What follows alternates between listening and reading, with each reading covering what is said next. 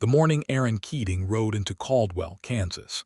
The dust was so thick it turned the horizon the color of old copper, and somewhere in that haze a woman was about to lose everything she had ever loved.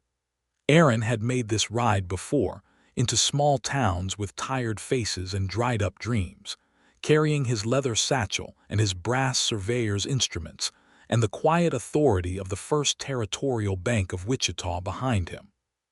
He was 29 years old, methodical and precise, a man who prided himself on numbers.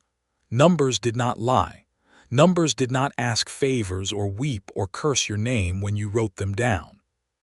He had assessed farms in Dodge City, homesteads outside of Abilene, a cattle ranch so sprawling it took him 3 days to walk the perimeter. He wrote down what things were worth, handed the report to his supervisor, collected his wage, and rode back to Wichita. It was clean work, honest work, or so he told himself.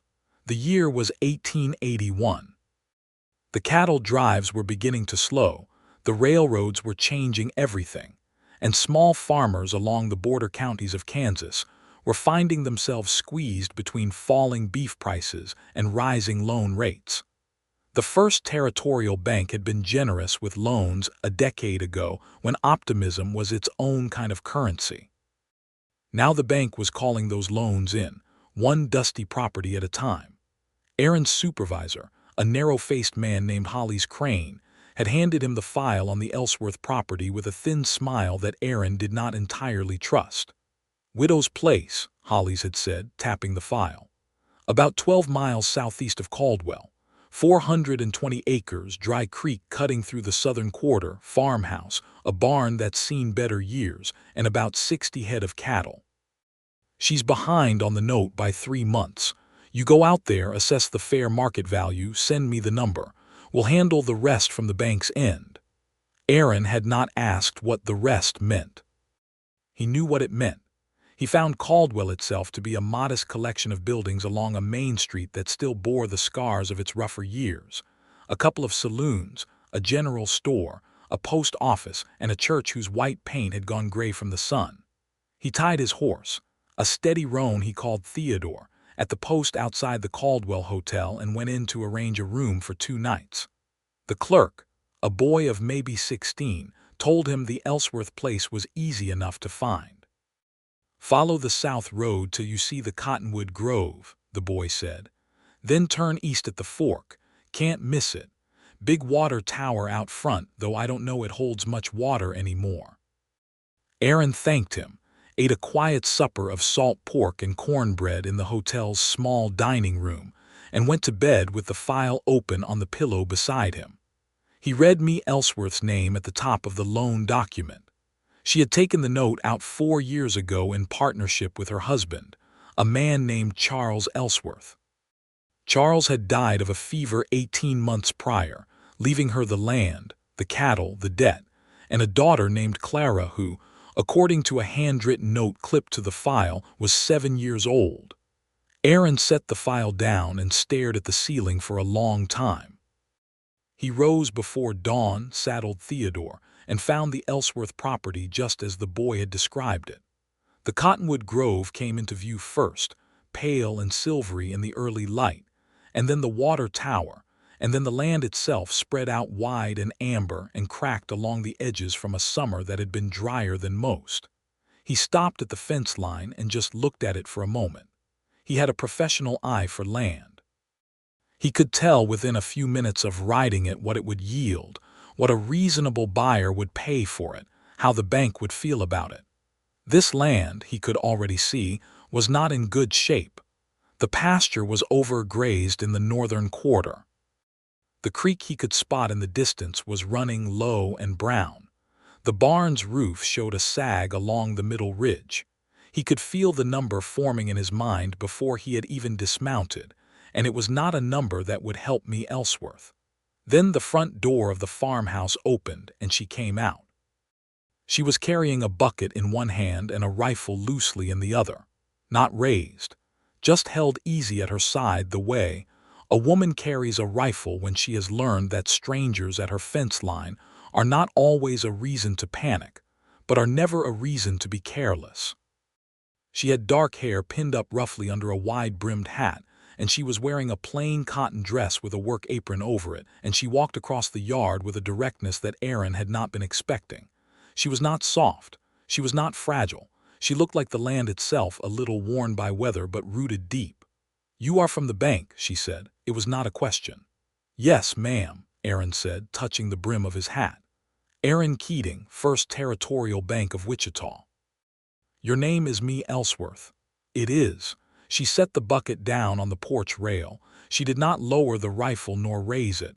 "I have been expecting someone. Come in if you want coffee. I want to show you the property myself before you start writing things down." He tied Theodore to the fence post and followed her inside. The house was small but fiercely clean.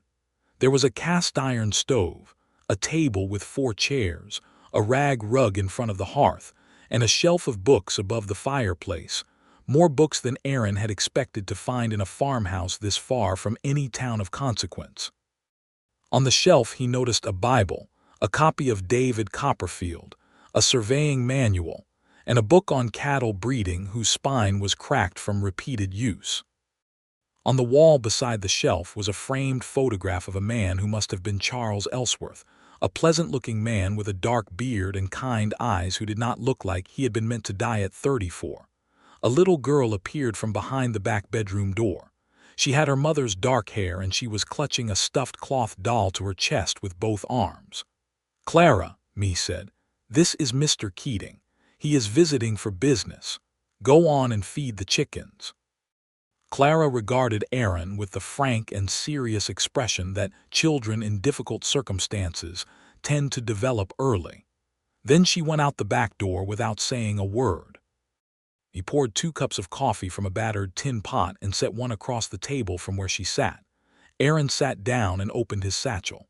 "I should tell you up front," he said, "that I will be walking the full perimeter of the property and making notes on the structures, the land quality, the water access, and the livestock count. The bank will use my assessment to determine next steps." "Next steps," Mae repeated. The words came out flat and knowing. "By which you mean whether they foreclose on me."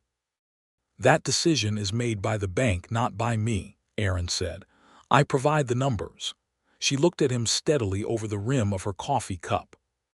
"And what do your numbers usually say about a place like this?" Aaron did not answer immediately, which was answer enough. Mae set her cup down. "I have 61 head of cattle, Mr. Keating. I have 422 acres of deeded land. I have a well that runs clean even in dry years because it feeds from a limestone aquifer below the creek bed. I have a south pasture that is rested this season and will be ready for spring grazing. And I have 3 years of improvements on this property since my husband and I filed the loan, none of which are reflected in the original collateral appraisal." She paused. "I also have a 7-year-old girl who has never lived anywhere else. I would like you to know that when you write down your number." Aaron looked at her. He had sat across from farmers before, ranchers, desperate men who smelled of failure and pride in equal measure. He had heard pleading and he had heard anger and he had heard the quiet devastation of people who already knew the outcome before he opened his satchel. Mae Ellsworth was none of those things. She was something else entirely. She was telling him what her land was worth as though she expected him to listen, as though she believed that facts, presented clearly and without apology, could change the course of things. He found that he could not look away from her face. "You mentioned improvements," he said carefully. "What kind?" She stood up. "I will show you." She showed him everything. She walked him through the barn, where the sag in the roof was a single damaged rafter that she had already purchased the lumber to repair. The wood was stacked neatly in the corner, and she pointed to it with the quiet satisfaction of someone who has solved a problem before being accused of having one. She showed him the well, which she was right about. The water ran cold and clear and tasted of good limestone, not the brackish flat taste of shallow wells. She showed him the south pasture, which was indeed rested and showed new grass coming in along the southern edge, where she had redirected a small seasonal channel with a hand-dug earthen berm. He crouched down and looked at the soil, and it was rich and dark and considerably better than the northern pasture. "You dug this yourself," he said, looking at the berm. "With help from my neighbor, Mr. Tanner. He is 60 years old and he still swings a shovel better than most men half his age." She said this without pride, just as fact. Aaron stood and wrote something in his notebook. He wrote it small and close so she could not read it over his shoulder. She showed him the cattle. She knew every animal by sight, could tell him the weight and condition of each one, the breeding history of the cows, the age of the bull.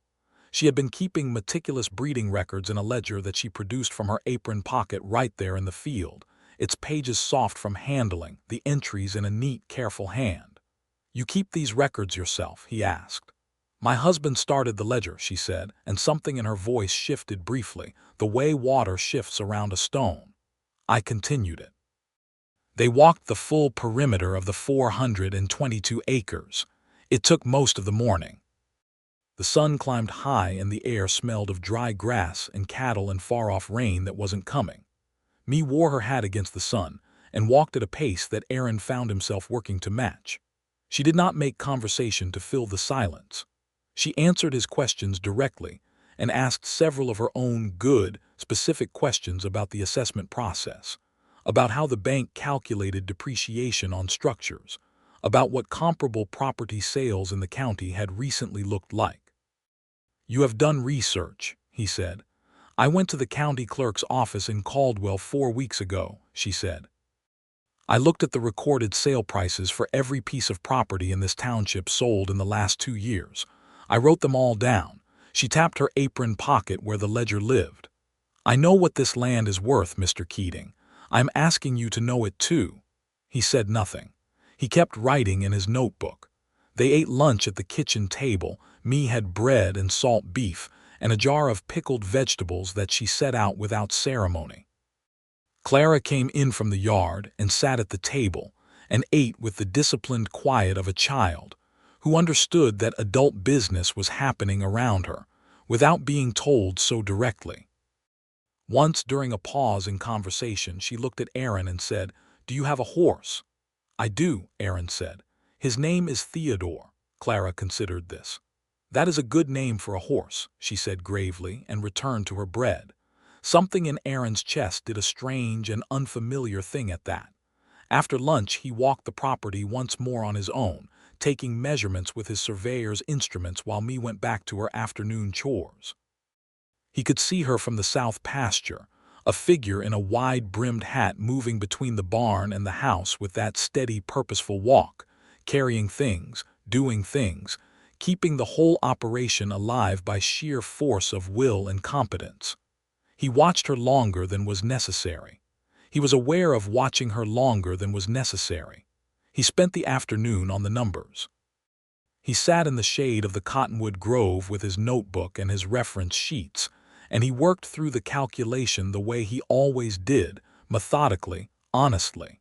Fair market value of land per acre in this county based on recent comparables, depreciation on structures, current livestock value, water access premium or discount. He added it all up. He looked at the number. He looked at it for a long time. Then he thought about what Mae had shown him. The water, the rested south pasture, the earthen berm, the breeding records kept in a pocket ledger, the repaired lumber stacked in the barn corner waiting to be used, the books on the shelf above the fireplace, the child with her mother's serious eyes eating bread at the kitchen table. He crossed out the number he had written and wrote a new one. The new number was not a lie exactly. It was not impossible. It represented the land at its best, the south pasture fully producing, the water premium fully realized, the livestock at mature market weight, the structural repairs completed. It was what the property could credibly be worth to a buyer who knew what they were looking at. It was higher than the outstanding loan balance by a comfortable margin, which meant that under the bank's own lending policies, the collateral more than covered the debt, and a foreclosure could not easily be justified. He stared at that number for a long time in the shade of the cottonwood grove. He did not explain to himself why he wrote it. He simply closed his notebook, put it in his satchel, and rode back to say goodbye to Mae Ellsworth before he returned to Caldwell for the night. She was at the fence when he rode up, mending a section of wire with leather gloves and a pair of pliers, working with the efficiency of someone who had done this many times. She looked up at him with those direct, dark eyes. "Are you finished?" she asked. "I am," he said. "I will submit my report to the bank within the week." She nodded. She looked like she wanted to ask him something and was deciding whether it would be useful. "Will it be enough?" she finally said. "I cannot speak to the bank's decision," he said, which was the truth. He could not speak to Holly's Crane's decision. He could only speak to the number he had written down, and he had written it down, and he was not going to change it. "But your property has more value than it may appear on first glance." She looked at him steadily. Something shifted in her expression, not quite hope, because hope was a dangerous thing out here and she had learned to be careful with it, but something that made his chest do that strange thing again. "Thank you for being thorough," she said. It was a careful, dignified thing to say. It was not begging. It was not gratitude for a favor that had not yet materialized. It was simply acknowledgement of the effort, and somehow that restraint was more moving than any tearful plea would have been. He tipped his hat and rode back toward Caldwell. He lay in his hotel room that night with the notebook open on his chest. He stared at the number he had written. He had been in this business for 4 years. He had never altered a figure before. Not once. He had been proud of that, the clean, honest, unimpeachable precision of his work. And now here he was lying in a hotel room in Caldwell, Kansas, with a number on the page that he knew he would not change back no matter how many times he second-guessed himself. He tried to tell himself it was defensible. The comparable sales data did include a property with a limestone aquifer that had sold for a premium. The South pasture improvements were real and were producing measurable new growth. He had not invented anything. He had simply weighted the positive factors at their full value and the negative factors at their minimum. Another appraiser, given the same data, might well have arrived at the same number. He repeated all of this to himself several times. Then he stopped pretending it was only about the numbers, because it wasn't, and he knew it wasn't, and lying to yourself in the dark is a peculiarly exhausting business. He thought about her face when she had said, "I have a 7-year-old girl who has never lived anywhere else." He thought about the breeding ledger in her apron pocket. He thought about the sound of her voice when she had said, "My husband started the ledger," that small, careful shift of tone, like someone moving deliberately around a sore place.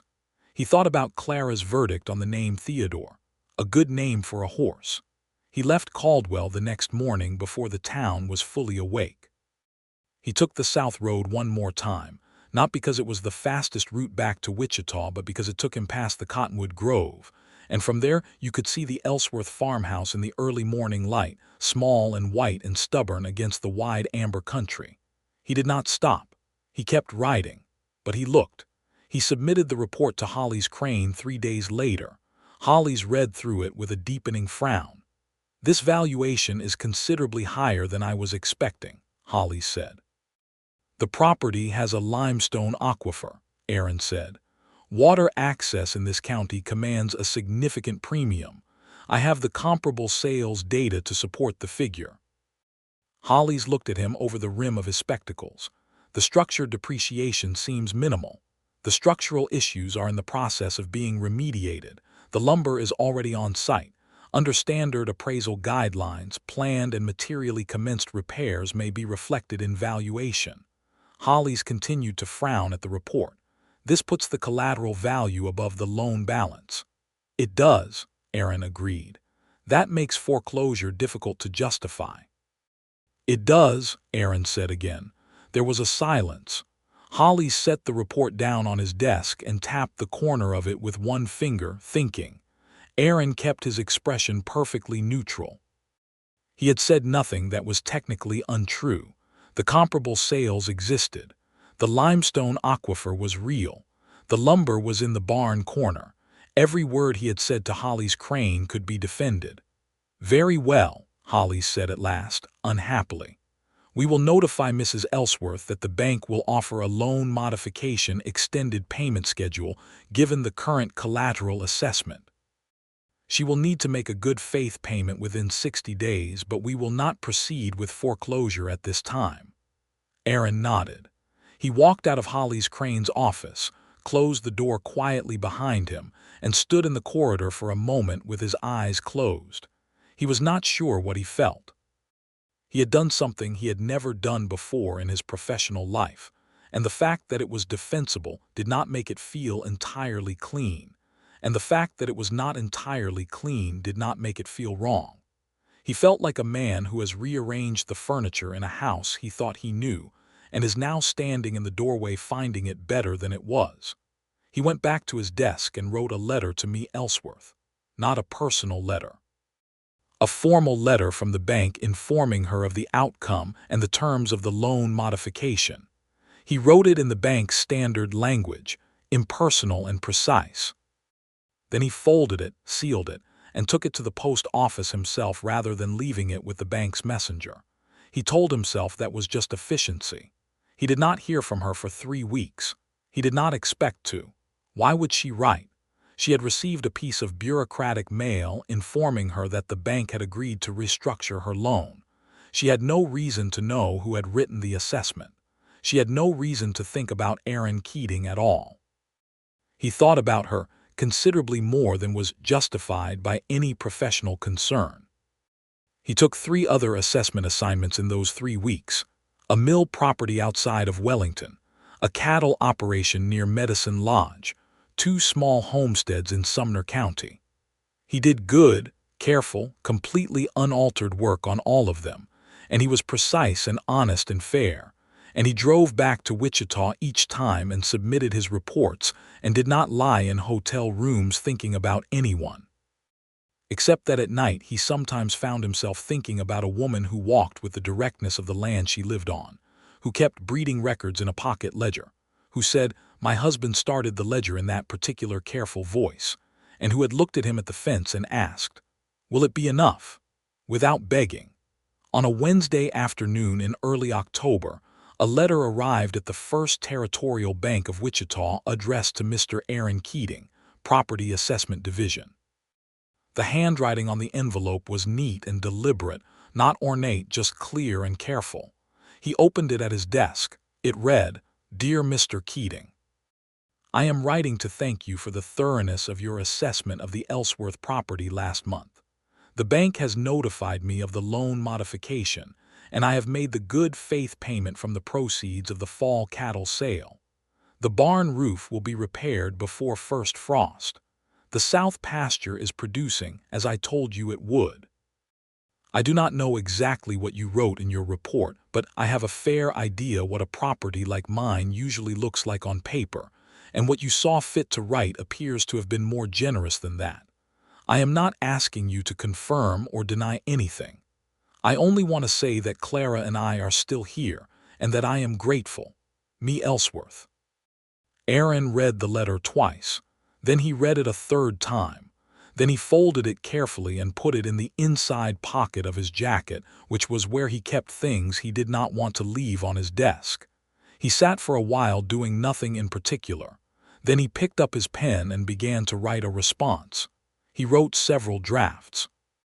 Most of them were awkward, either too formal, which felt dishonest given what had passed between them, or too warm, which crossed a line he was not sure he had the right to cross. He finally settled on something that threaded the needle as best he could manage. "Dear Mrs. Ellsworth, I am glad to hear the modifications have allowed you to continue operating the property. I wrote down what I found when I looked carefully. Your land has qualities that are not immediately apparent but are genuinely present, and I believe a thorough assessment should account for them. I hope the barn roof holds the winter well. Yours respectfully, Aaron Keating." He mailed it before he could second-guess the last 3 sentences. She wrote back within 10 days. This letter was a little longer. She told him the barn roof was repaired. Mr. Tanner had brought 2 of his sons, and they had done the work in a single hard day, and she had fed all 3 of them a proper dinner afterward. She told him that the rains had come to the south pasture in late September, better than expected, and the grass was thick and green. She told him that Clara had named one of the young steers Theodore, in honor of Aaron's horse, which she said she hoped he did not find presumptuous. Aaron laughed out loud at his desk, which was an unusual enough occurrence that two of his colleagues looked up. He wrote back that afternoon. They wrote to each other every week through October and into November. The letters started careful and professional and grew gradually warmer, the way a fire builds from careful arrangement of kindling. Mae wrote about the cattle, the land, the slow business of running a ranch alone with one hired hand, a taciturn older man named Silas, who she said was capable and reliable and communicated mainly in single syllables. She wrote about Clara, who had started reading on her own, working through her mother's shelf of books with solemn dedication. She wrote about the country itself, the way it looked at different times of day and different seasons, the wide Kansas sky, and what it did in the mornings when the light was low. She was a good writer. She had a way of seeing things clearly and putting them down in plain language without decoration but with precision, and the precision itself was beautiful. Aaron wrote back about Wichita, which he found less interesting to describe.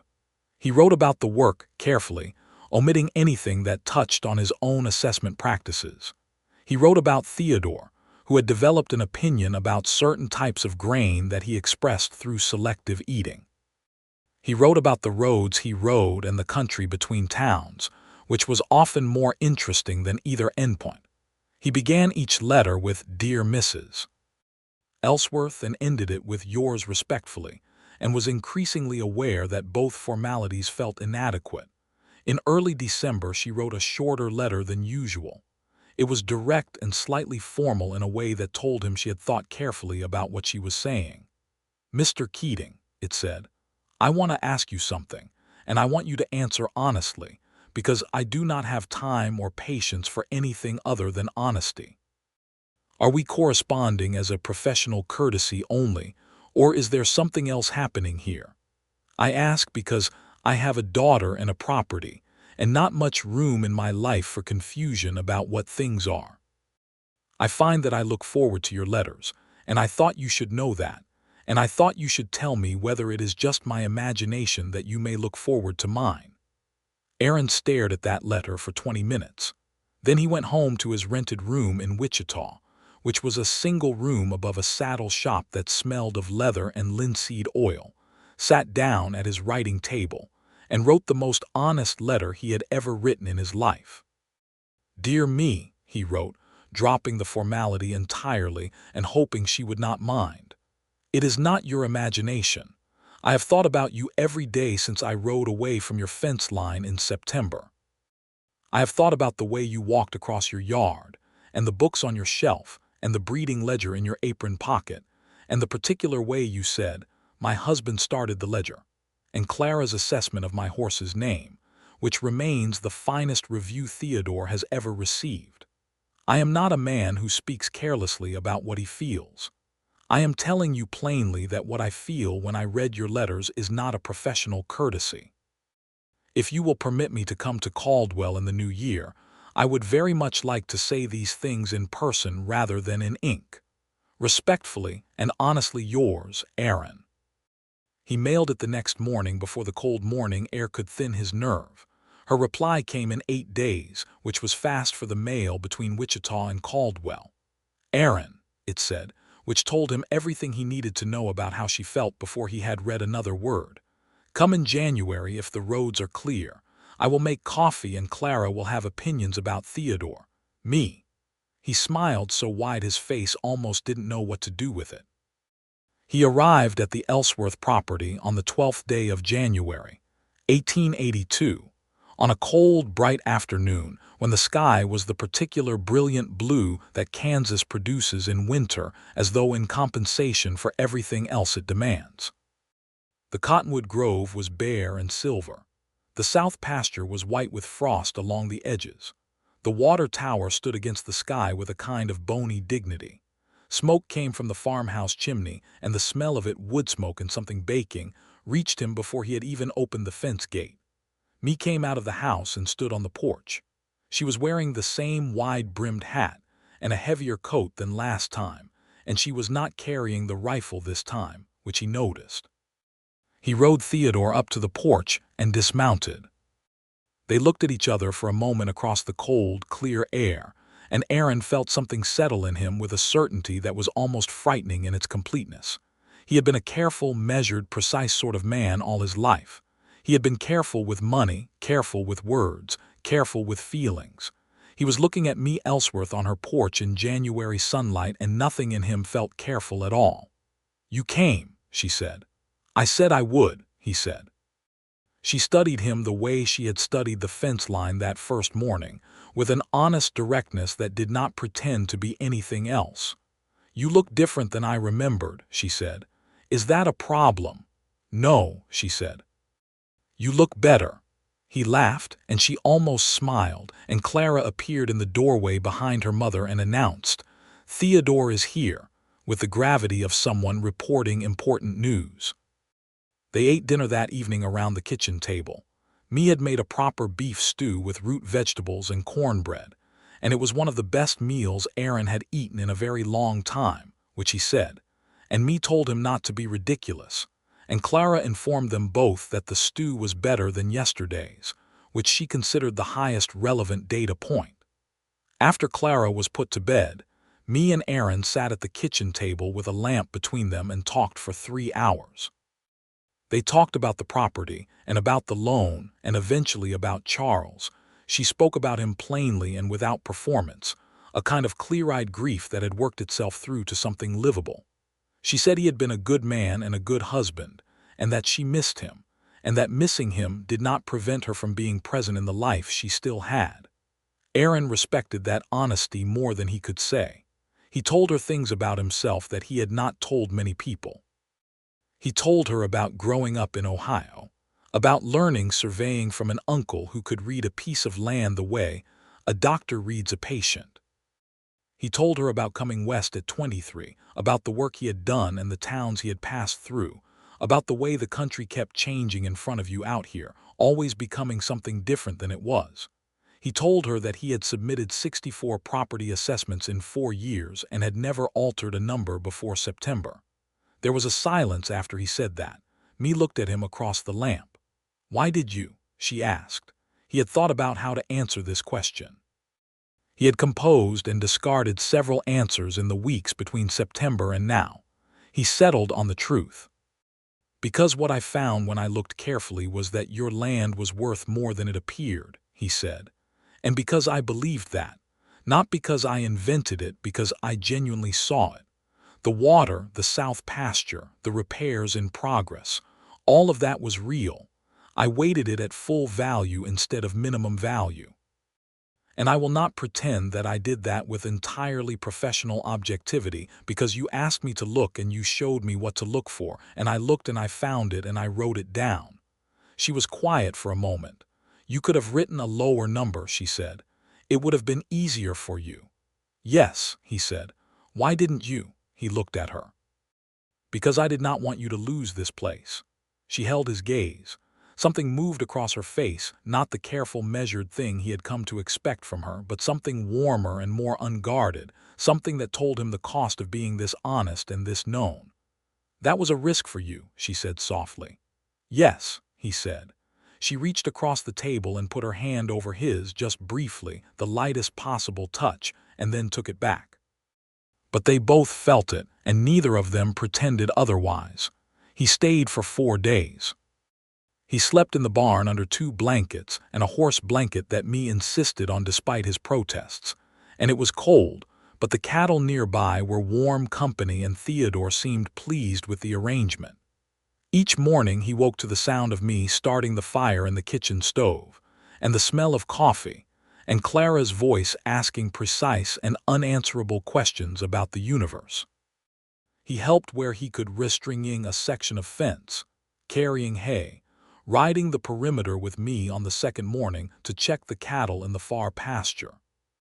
They rode side by side in the cold, bright air and talked about everything and nothing, and the space between them on horseback shortened naturally over the course of the morning, the way distances in open country can deceive you into not noticing how much ground you are covering. On the third evening, he asked her directly if he could come back. She was washing the supper dishes with her back to him, and she did not turn around when he asked. She was quiet for long enough that he began to wonder if he had misjudged everything. Then she said, without turning, "Clara asked me this morning if you were going to stay." He waited. "I told her I did not know," Mae said. She set a bowl on the drying rack and finally turned to look at him. "I would like you to come back. I would like—" She stopped. She pressed her lips together for a moment, marshaling something. "I am not easy, Aaron. I am stubborn and I work hard, and I do not ask for help easily, and this land is my life. Any man who comes into my life has to understand that this land is not a burden he is taking on, it is who I am. I need you to understand that before you make any decisions about coming back." "I do understand it," he said. "You say that now," she said. "Me." He said her name, and the directness of it stopped her. "I fell in love with you while watching you walk across a field explaining your cattle breeding records to a bank assessor. I did not fall in love with a person who might eventually be comfortable away from her land. I fell in love with the person who is inseparable from it." The room was very quiet. "You said fell in love," she said carefully. "I did," he said. She looked at him for a long time with that honest, careful gaze. Then she said, "Go away, Aaron. Come back in the spring and say that again." He laughed, startled, and she smiled, really smiled, the full weight of it, the first time he had seen it without any reservation, and it was the most beautiful thing he had seen in the state of Kansas. He left on the fourth morning with frost on the ground and the sky going pink in the east. Mae stood at the fence, the same fence where he had first seen her, rifle in hand, and watched him ride out. She did not wave because she was not a waving sort of person, but she stood there long enough that he could see her from the first bend in the road when he looked back. He looked back. He came back in April. The south pasture was exactly what she had told him it would be: thick green grass running to the creek, the earthen berm holding beautifully, the cattle on it fat and pleased with themselves. The barn roof was solid and new-smelling. The cottonwood grove was in full leaf, rustling and silver green. The whole property had the look of a place that had decided to survive and was getting on with it. Mae was in the garden beside the house when he rode up, kneeling in the dirt with her gloves off, her hands dark with good soil, planting something from a paper packet of seeds. She heard Theodore's hooves and looked up, and when she saw Aaron she sat back on her heels and just looked at him for a moment. He dismounted and walked to the garden fence. "Spring," he said. "Spring," she agreed. She got to her feet and pulled her gloves back on. He said it again in the garden, with the smell of turned earth between them and the cottonwoods moving in the warm April breeze. He said he was in love with her, and he had been since September, and he would like her to know that he had given considerable thought to leaving the bank and setting up an independent surveying practice in Caldwell, because he had spent the winter in Wichita thinking about little else, and because Wichita felt like the wrong place for him, now in the way that a room feels wrong once you have understood that you are meant to be somewhere else. Mae pulled off one glove and looked at the ground for a moment. Then she looked at him. "You would give up your position at the bank," she said. "I have already spoken to 3 landowners in Sumner County about independent survey work," he said. "There is more demand than you might expect. The railroad surveying alone could keep a man busy for years." She studied him with that forthright gaze that he had come to understand was her primary mode of love: to look at something completely, to see it for exactly what it was, to decide. "All right," she said. "All right." He was not entirely sure what all right covered. "All right, Aaron, you can stay." She put her glove back on and knelt back down to her seeds. "You can start by taking Theodore around to the barn. Silas will show you where the hay is. And do not let Clara talk you into letting the steer Theodore into the yard again. He broke a fence post last week." Aaron laughed. He led Theodore around to the barn, and the steer in the neighboring pen regarded him with dark liquid eyes and an expression of complete innocence, and Clara appeared from around the corner of the barn with her cloth doll and said, "I knew you would come back," with the certainty of a child who has decided something is true and sees no point in doubting it. "Did you?" Aaron said. Mama said she did not know, Clara said, but she was wrong about that. He set up the independent survey practice in Caldwell through the summer of 1882. He rented a small office space in a building on the main street between the post office and the general store, hung a sign that said Keating Survey and Valuation in steady block letters, and was surprised by how quickly the work came.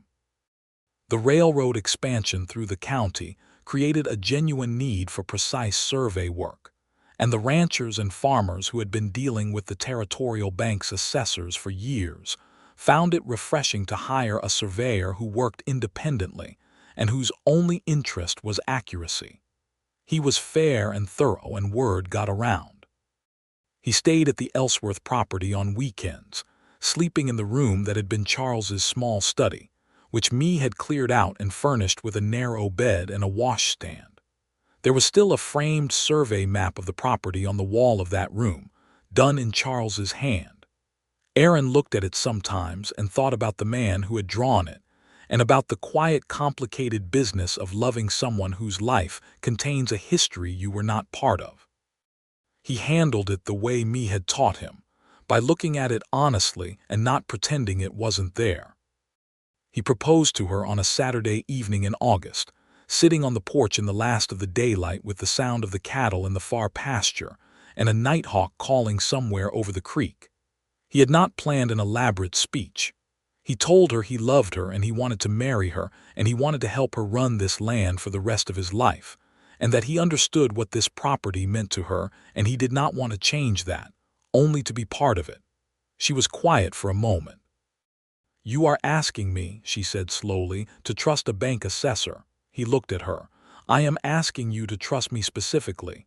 The corner of her mouth moved. "They are not the same thing." "No," he said, "they are not." She looked out over the pasture for a moment. Then she said, "Yes, Aaron, I will marry you."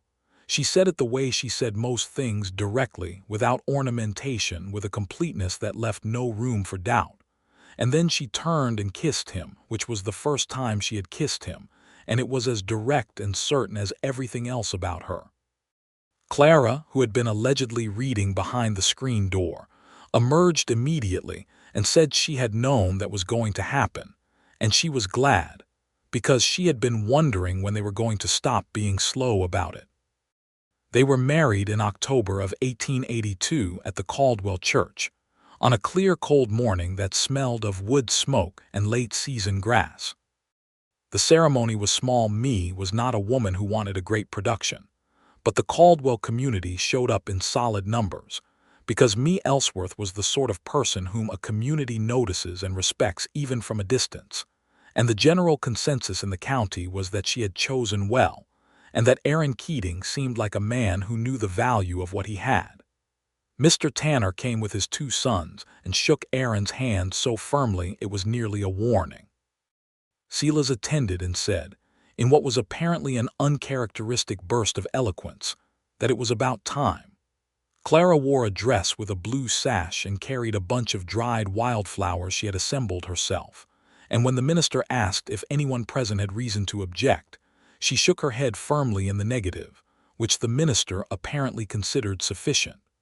They did not go anywhere for a wedding trip because the property did not allow for it, and neither of them wanted one. They had what they wanted, and it was already where they lived. The winter of 1882 into 1883 was a hard one, as winters in southern Kansas frequently were, but the Ellsworth property, which Aaron had begun to think of as the Keating place, but which he was careful to call the Ellsworth place out of respect for what it had been before he arrived, was better positioned than most. The water held, the cattle came through the cold in reasonable shape, and the hay stores Aaron had helped put up through the fall proved sufficient. He was learning, at 29 going on 30, what it meant to be a working part of a piece of land, to understand its rhythms and needs, to feel personally implicated in a week of hard frost or a stretch of good weather. Mae was a patient teacher and an honest one, which meant she told him clearly when he was doing something wrong without being unkind about it. She also told him clearly when he was doing something right, which she did not do extravagantly, but which, for that reason, mattered considerably when it came. In the spring of 1883, Mae told him she was expecting. He was repairing a section of the south pasture fence when she came and told him, and he dropped the fence wire and stood up and looked at her, and the expression on his face was apparently so undone and delighted that she laughed, which was not something she did lightly or often. "You are going to fall over," she said. "I am not," he said, and then he went to her and held her, right there by the fence in the spring pasture, and she let him, which was its own kind of statement from a woman who was not given to easy sentiment. Their son was born in November of 1883, healthy and loud, with Mae's dark hair and Aaron's gray eyes, a combination that Clara declared to be satisfactory. They named him James, for no more complicated reason than that they both liked it. James Charles Keating. The middle name was Mae's choice, and Aaron understood it immediately and did not need to ask. Clara was 9 by then, serious and quick-minded and increasingly useful around the property in the way that children in farming families become useful before it is entirely fair to ask it of them. She had finished her mother's shelf of books, and Aaron had brought her 3 new ones from a bookshop in Wichita on his last supply trip: A Natural History of the Great Plains, a novel by George Eliot, and a mathematics primer, which she attacked with enthusiasm that surprised even me. "She gets the mathematics from your side," Mae told Aaron one evening, nursing James by the fire while Clara worked through geometry problems at the kitchen table. "She gets the stubbornness from yours," Aaron said. "She was born with the stubbornness," Mae said. "That is nobody's fault. It was a good winter. The kind of winter that makes you understand what the word home means, not just shelter from weather, but a place that contains your whole life, your people, the accumulated meaning of the days you have lived. The difficulties came, as they do, because the world does not stop producing difficulties simply because you are happy." Holly's crane appeared at Aaron's office in Caldwell one afternoon in the spring of 1884, which was unexpected and unwelcome in the way that a man you have successfully avoided tends to be unwelcome when he finds you anyway. Holly's had been promoted to regional director of the First Territorial Bank and had apparently developed a tidying instinct about old business. He sat in the chair across from Aaron's desk and set his hat on his knee and looked around the survey office with the air of a man recalibrating his expectations. "You have done well for yourself out here, Keating," Holly said. "I have," Aaron said, with neither warmth nor defensiveness. "The Ellsworth property," Holly said, cutting directly to it. "I have been reviewing the old assessments from '81. Your valuation was considerably more favorable than the property's condition might have supported." Aaron met his eyes. "The valuation was supported by the comparable sales data and the water access premium, both of which I documented in full. If you have a specific methodological objection, I am happy to address it." Holly studied him. "You married the widow," he said. "I married Mrs. Ellsworth, yes, in October of '82. I had left the bank's employ 3 months prior to that. The assessment was in September of '81. "It was," Aaron said. "At which point I was employed by the bank, acting in full compliance with standard valuation methodology, and had not yet met Mrs. Ellsworth in any context other than the professional one. If you are suggesting a conflict of interest, I would invite you to produce evidence of one." There was a silence. Holly's was not a stupid man, which was part of what made him dangerous. He tapped his hat brim. "I am not suggesting anything official," Holly said. "I am noting, as a courtesy, that some within the bank have questions. Some within the bank may put their questions in writing and direct them to my attorney in Caldwell," Aaron said pleasantly. "I will be glad to provide a full accounting of my methodology." Holly's left without resolving anything, which was the best outcome Aaron could have hoped for. He rode home that evening and told me about it at the supper table quietly after Clara had gone to do her reading and James was asleep. Me listened to the whole account without interrupting. Then she said, "What is the risk?" "Minimal," Aaron said honestly. "The documentation supports the valuation." I was not technically wrong about anything I wrote, but it could create professional difficulty for me if the bank chooses to pursue it publicly." She looked at him. "Are you sorry?" she asked, not in a leading way. In the direct way she asked everything. He thought about it properly before answering. "No," he said, "I would do it again." She nodded once. "Then we will deal with whatever comes." Nothing official came. Aaron's attorney sent a letter to the bank's regional office pointing out that the valuation had been submitted and accepted without objection 3 years prior, and that any attempt to relitigate it at this late date would require the bank to explain why it had accepted the assessment in the first place, which created its own set of complications. Hollis Crane, being a practical man underneath his officiousness, evidently decided the business was not worth the trouble and let it go. Aaron heard nothing more from the First Territorial Bank of Wichita. The survey business continued to grow. The railroad expansion kept him busy through 1884 and 1885, and independent assessment work from ranchers and farmers throughout the county added to the income steadily. He hired a young man named Davis Holt in the autumn of 1885 to help manage the increasing volume. A careful, earnest young man of 20 who reminded Aaron somewhat of himself at that age, which he found both flattering and slightly alarming.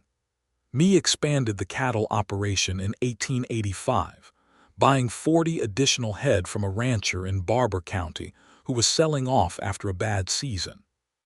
The herd was now over 100 head. The south pasture was reliably productive, and she had hired a second hand to work alongside Silas, a younger man named Cobb who was fast and capable and had a gift with horses that Silas grudgingly acknowledged. The property was not wealthy by any large measure, but it was stable and growing, and it was theirs. Clara turned 12 in 1886 and announced that she intended to become a schoolteacher. Mae said that was a reasonable ambition. Aaron said he would speak to the school board in Caldwell about what qualifications would be required. Clara said she had already written to the school board herself, "Thank you," and received a response. Mae looked at Aaron over Clara's head, and the look said, without words, that this was the natural consequence of raising a child this particular way, and they should not be surprised. James at 3 was an energetic, curious, amiable child who followed his mother around the property in miniature boots and showed an early and passionate interest in the cattle that Mae found entirely gratifying.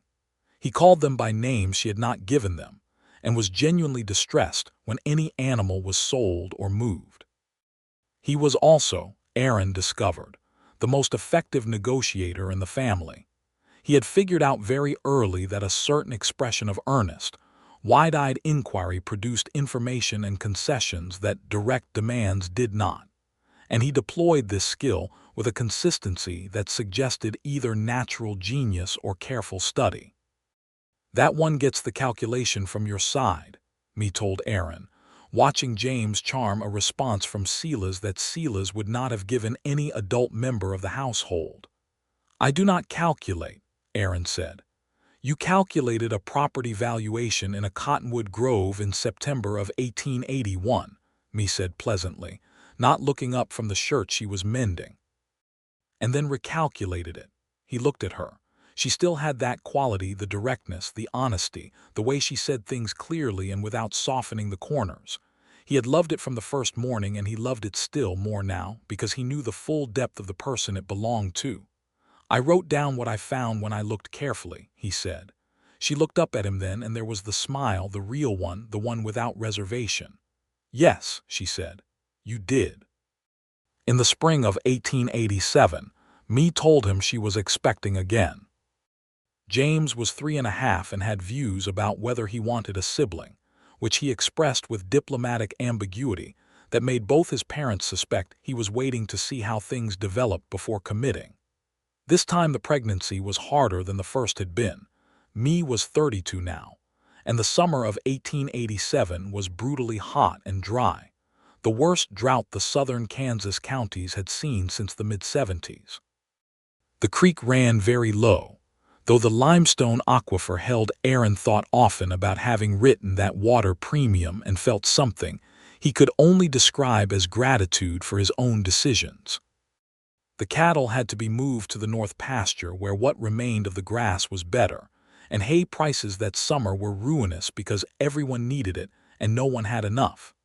Aaron worked harder that summer than he had worked in his life, managing the survey business, helping run the property, watching me with a careful concern that he tried to make unobtrusive because she did not appreciate being hovered over. She was well enough, she insisted. She was tired, which was fair, and she was not going to stop working because of being tired. Aaron learned to help in ways that did not appear to be helping. The fence post that needed attention that he got to first, the bucket that he happened to carry when he was walking in the same direction, the breakfast fire that he started before she was fully awake. She noticed all of it and said nothing about it except once in late August when she was sitting on the porch in the evening cool and he had brought her a cup of tea without being asked. She looked up at him and said, "Aaron." "Yes," he said. "Sit down," she said. He sat beside her on the porch step. She leaned her head against his shoulder, which was a thing she did rarely and with intention, and he put his arm around her, and they sat that way in the cooling evening while the sky turned from copper to deep blue and the crickets began their steady work in the grass. "I did not know," she said quietly after a while. "Know what?" "That it would be like this." She said it simply. "I knew you were a good man. I thought that would be enough and that the rest would be manageable." "I did not know that the rest would be," she was quiet for a moment, "that you would be the best thing I ever chose, after this land." Aaron looked at the sky. He could feel the solid warmth of her against his side, the weight and reality of her, this woman who had walked across a yard with a bucket and a rifle and shown a bank assessor everything her land was worth with the clear-eyed faith that someone would look properly and see it. "After the land," he said. "The land was here first," she said without apology. "It was," he agreed. He kissed her temple and she settled closer and the evening deepened around them.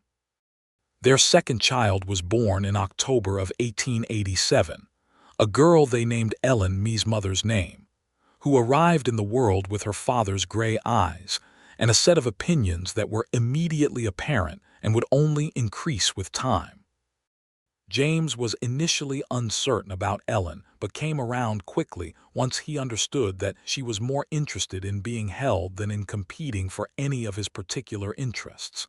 And by November, he had appointed himself her primary protector, which he performed with the gravity of someone who has been given an important assignment and intends to justify it. Clara, at 13, was both enormously competent with the baby and mildly exasperated by the household disruption, which was, Aaron privately thought, the most accurate possible response to having a newborn in the house. Through 1888 and into 1889, life on the Ellsworth Keating property settled into the kind of rhythm that is not dramatic to describe, but which constitutes the actual substance of a well-built life. The drought broke in the autumn of 1887, and the rains returned, and the cattle operation grew steadily. Aaron's survey business had expanded by then into 3 counties, and he had 2 employees working under him, and he had established the kind of professional reputation that meant his numbers were trusted. The irony was not lost on him that he was now the standard against which other surveyors' work was measured, but he had come to peace with the particular number he had written in September of 1881, because he had looked at it honestly in every way he knew how and he believed it had been defensible. He had weighted things at full value. He had seen what was there. He stood by it. Clara began teaching at the Caldwell School in the autumn of 1889, at 15 younger than ideal, but the school was short of teachers, and she was more competent than most of the adults the board had available, which the board acknowledged with a practicality that rural communities often develop out of necessity. She taught reading and arithmetic to the younger children, and was reportedly a stricter and more effective teacher than any the school had had in years, which surprised no one who knew her mother. James at 5 had become, with no formal instruction, and seemingly through pure proximity and observation, a genuinely skilled horseman. He could handle Theodore, who was aging now but still steady, with a confidence and sensitivity that Aaron found remarkable. Mae said it was the same quality she had noticed in him with the cattle. He had a way of understanding animals from their point of view, which was a rare gift and not something you could teach. Ellen at 2 was compact and determined, and had recently discovered that if you pulled yourself up on the lower rail of the garden fence, you could see the cattle in the south pasture, which she found endlessly satisfying. She said the word cow with a satisfaction that suggested she felt it was one of the better words in the language, and she was not wrong. In the summer of 1890, Aaron and me sat on the porch one evening, and Aaron said, out of nowhere in particular, "Do you ever think about the letter you wrote me? The first one?" Me considered. "I think I thanked you for being thorough," she said. "You did," he said. "You also said you had a fair idea what a property like yours usually looked like on paper, and that what I had written appeared to be more generous than that." She looked at him. "I knew," she said simply. "From the day the bank's letter arrived with the modification terms, I knew someone had looked at my land with something more than the standard eye." She paused. "I did not know why. I spent a long time wondering." "And now you know," he said. "Now I know," she agreed. She was quiet for a moment. "Why, Aaron, you have never given me the full answer." "Not really." He thought about it. He had been thinking about it in one form or another for 9 years. "Because I looked at your land and I saw what it actually was," he said. "Not what it appeared to be on a bad season, not what it would look like if you stripped out everything that made it worth having and calculated what remained. I saw the water and the rested pasture and the lumber waiting in the barn corner, and I saw you walking that perimeter telling me things I needed to know, and I wrote down what I honestly found. And I wrote it knowing that the number I wrote could matter, and that I had a choice about whether to look carefully or to look quickly, and I chose to look carefully." She was watching him with those honest, direct, dark eyes. "That is the truth," she said. Question. "That is the truth," he said. She reached over and took his hand there on the porch in the summer evening and held it with the same quiet certainty with which she held everything, completely, without excess, meaning every bit of it. "You saw it before I did," she said. "No," he said. "You showed me what to look for. I just had the pencil." She shook her head, almost imperceptibly, disagreeing in the gentle way she reserved for things that mattered. "You had the pencil and you used it right. That is not a small thing." The years moved forward in the way that good years do, not slowly and not quickly, but with the full, satisfying weight of things being lived completely. The Ellsworth property, which the neighbors had long since taken to calling the Keating place, though no official change was ever made to the deed, which was, Mae said, exactly as it should be, continued to grow and improve. By 1892, the herd was 160 head. The south pasture had been expanded with additional land purchased from the neighboring Tanner property, when old Mr. Tanner's sons decided to sell and move to Colorado. And Aaron had added a second story to the farmhouse to accommodate the growing family, and the books that continued to accumulate at a rate that the original shelf could no longer contain. Clara married in 1893, at 19, a young schoolteacher from Wellington named Daniel Foster, who had come to Caldwell for a teaching position and stayed, according to the general consensus of the community, because Clara Ellsworth had looked at him with that frank, evaluating gaze, and he had correctly understood that this was a once-in-a-lifetime situation. Aaron walked her up the aisle of the Caldwell church and felt the particular complicated happiness of a man who has been privileged to watch someone remarkable grow up, and is now watching her step into her own complete story. Mae stood in the church pew with Ellen on her hip and James solemn at her side in his good boots, and when Clara and Daniel said their vows, Aaron looked over and saw Mae's face, and what was on it was such a mixture of love and pride, and something fiercely tender that he had to look away for a moment to collect himself. James at 9 was entirely himself, quietly competent with the animals, deeply curious about the land, already beginning to talk about what he wanted to do with the property one day with the serious intentionality of someone who has already decided the answer and is working backward from there. He had his mother's directness and his father's care with numbers, a combination that Aaron privately thought was probably exactly what a cattle ranch needed in its next generation. He said this to me one evening, and she said she agreed. And then she said that Ellen would likely have things to say about the next generation as well, and they should probably not assume anything. Ellen at 5 was fierce and funny, and already the fastest reader in the Sunday school class, which she considered merely the floor and not the ceiling of her aspirations. She had decided that she was going to be a doctor, which in 1892 was not impossible for a woman but was not easy, and when Aaron told her it would require a great deal of hard work and determination, she looked at him with an expression that was so precisely her grandmother's, a grandmother she had never met, Mae's mother, whose name she bore, that Aaron was briefly speechless. "I know that," Ellen said. "All right then," Aaron said. Mae, overhearing this exchange, said nothing, but he saw the private, satisfied expression that crossed her face, and he understood it completely. In the autumn of 1893, Aaron rode out to the south pasture on a Sunday morning in the way that he had taken to doing, not to work, just to look at the land. He was 40 years old. He had a survey practice and a cattle ranch, and a farmhouse with new rooms and a wife he loved completely, and children who were becoming themselves in the particular distinct ways that children do when they are given room for it.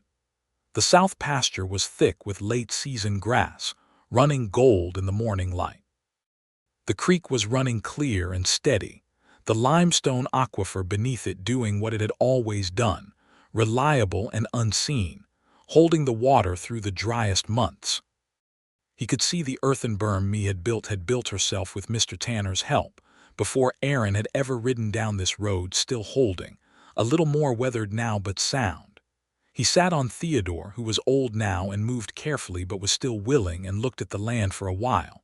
He thought about September of 1881, the dust on the Caldwell Road, the file open on his hotel pillow, the number he had written in the cottonwood grove. He had never told anyone except me what he had done and why. He had never explained himself to Holly's Crane, had never offered a defense beyond the technical facts of the documentation. He had simply written a number down and lived with it, and had never for a moment wished he had written a different one. Mae came across the pasture on her horse, riding the way she rode, everything steady and direct, without unnecessary movement. She had been checking the fence on the eastern quarter, and now she came across the grass in the morning light and pulled up beside him. She was 41 years old. She was more beautiful to him now than she had been in September of 1881, which he had not thought possible. She had the kind of beauty that increases with the weight of the life lived in it, the lines at the corners of her eyes, the few threads of gray beginning in her dark hair, the hands that were not soft hands, the posture of a woman who has stood her ground in difficult seasons and knows she can do it again. She pulled up beside him and looked out at the south pasture. "Good grass this year," she said. "Good water," he said. She nodded, looking over the land. "The limestone aquifer," she said, and the faintest edge of something amused was in her voice. "Worth a significant premium." He looked at her. She looked at him, and the smile came, the full one, the real one. "I love you, Mae Keating," he said. "Mae Ellsworth Keating," she said. "Mae Ellsworth Keating," he agreed. She looked back at the pasture. He looked at her. The morning light was gold, and the grass moved in the light October wind, and somewhere in the direction of the farmhouse a child was calling James's voice or Ellen's, the sound carried thin and clear across the open land. "We should get back," she said. "We should," he agreed. Neither of them moved for another moment. They sat side by side on their horses in the south pasture, in the autumn morning. In the country they had made theirs by looking at it carefully and finding what was actually there. Then Mae turned her horse toward home, and he turned Theodore, and they rode back together across the gold October grass. back toward the farmhouse and the children and the warm kitchen and the coffee on the stove and the full particular ordinary extraordinary life that a number written in a cottonwood grove in 1881 had helped to make possible. Theodore walked steadily. The fence line held. The water ran cold and clean and deep in the earth below the creek, doing what it had always done, unseen and essential. And on the shelf above the Keating fireplace, between the Bible and David Copperfield and the cattle breeding ledger, whose entries went back to Charles Ellsworth's careful hand, and ran forward in Mae's, and now occasionally in James's as well, there was a small piece of paper that Aaron had framed and hung there quietly one evening when Mae was in the barn and Clara was doing her schoolwork. Mae had never asked what was on it. She had looked at it once when it appeared, and she had not taken it down, and that was enough between people who understood each other. It was the number, written in Aaron's careful hand, in pencil, on a page from his assessment notebook. The number he had written in the shade of the cottonwood grove in September of 1881, looking at a piece of land that had been shown to him by the woman who knew it best, and finding, because he had looked carefully, because he had chosen to look carefully, that it was worth exactly what he had written down. Not a lie, not a kindness exactly. A choice about what to see and how to see it, made by a man who was good at numbers and had found, in the end, that numbers were only as honest as the person holding the pencil. He had held the pencil and he had written down the truth of what the land could be, and a woman and her daughter were still standing on it because of that. And now the woman was his wife, and the daughter was a school teacher with a husband named Daniel, and there were 2 more children in the house, a boy who loved horses and a girl who intended to be a doctor. And the south pasture was thick and green, and the limestone water ran cold and deep below the dry seasons. And the number on the shelf above the fireplace sat in its small frame between the good books and the cattle ledger, never explained to anyone, perfectly understood by the 2 people who needed to understand it. That was enough, more than enough. It was everything exactly as it was.